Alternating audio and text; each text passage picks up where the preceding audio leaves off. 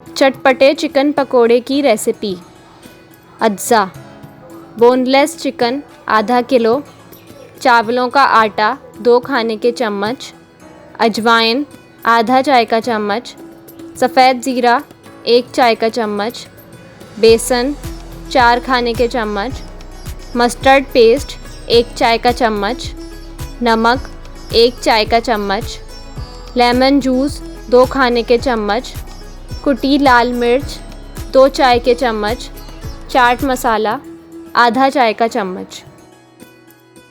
तरकीब: chicken, lemon juice, mustard paste, कुटी लाल मिर्च, अजवाइन, नमक और ज़ीरा लगाकर अच्छी तरह मिक्स करें और तकरीबन आधे घंटे के लिए रख दें।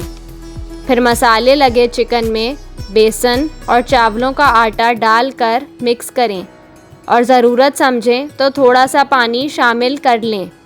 कढ़ाई में तेल गरम करें और चिकन के टुकड़ों को हल्के ब्राउन और क्रिस्पी होने तक फ्राई करें। जब खाने के लिए पेश करें तो चाट मसाला छिड़क कर पेश करें।